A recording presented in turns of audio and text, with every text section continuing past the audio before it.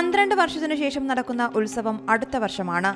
ഏറ്റവും അവിശ്വസനീയമായ കാഴ്ചകളിലൊന്നാണ് മഹാകുംഭമേള. 6 വർഷം കൂടുമ്പോൾ അർദ്ധകുംഭമേളയെന്നും 12 വർഷത്തിലൊരിക്കൽ നടക്കുന്നത് മഹാകുംഭമേളയെന്നും 144 വർഷമാകുമ്പോൾ പൂർണ്ണകുംഭമേളയെന്നുമാണ് അറിയപ്പെടുന്നത്. ത്രിവേണി സംഗമ പുണ്യതീരത്താണ് മഹാകുംഭമേള.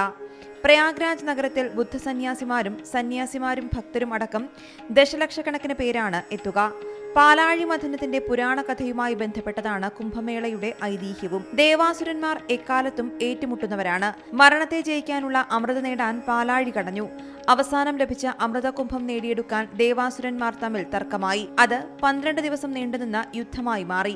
അതിനിടെ കുംഭത്തിൽ നിന്ന് 4 തുള്ളികൾ ഭൂമിയിൽ പതിച്ചു. പ്രയാഗ്രാജ്, ഹരിദ്വാർ, നാസിക്, ഉജ്ജയിനി എന്നിവിടങ്ങളിലാണ് 4 തുള്ളികൾ വീണതെന്നും ഈ സങ്കല്പത്തിലാണ് ഇവിടെ കുംഭമേള നടക്കുന്നതെന്നുമാണ് ഐതിഹ്യം. 2025 ജനുവരി 13 മുതൽ ഫെബ്രുവരി 26 വരെയാണ് മഹാകുംഭമേള നടക്കുക. ഹോൾഡ്. UP-യിൽ 2500 കോടി രൂപയാണ് മഹാകുംഭമേളയുടെ നടത്തിപ്പിനായി ബജറ്റിൽ നീക്കിവെച്ചത്. 2019 നടന്ന അർദ്ധകുംഭമേളയിൽ 20 കോടിയിലേറെ ജനങ്ങൾ പങ്കെടുത്തു. പ്രധാന ദിനത്തിൽ 10 കോടി ആളുകളും എത്തി. പ്രാർത്ഥനയോടെ എത്തുന്ന മനുഷ്യരുടെ വലിയ സമുദ്രമായി ഗംഗാതീരം മാറും. കാലം മാറുമ്പോൾ കുംഭമേളയ്ക്കും മാറ്റങ്ങൾ സംഭവിക്കാറുണ്ട്. ഡിജിറ്റൽ കുംഭമേളയാണ് ഇനി നടക്കാൻ പോകുന്നത്. അതായത് AI പവേർഡ് ക്യാമറകൾ, ഗൂഗിൾ അസിസ്റ്റന്റ് നാവിഗേഷൻ എന്നിവ ഇത്തവണ ഉണ്ടാകും. തീർത്ഥാടകരെ വഴികാട്ടി സഹായിക്കാൻ കുംസഹായക് എന്ന ചാറ്റ് ബോട്ടും കൂട്ടം തെറ്റുന്നവരെ കണ്ടെത്താൻ മുഴുവൻ സമയം പ്രവർത്തിക്കുന്ന ഡിജിറ്റൽ കേന്ദ്രവും ഉണ്ടാകും.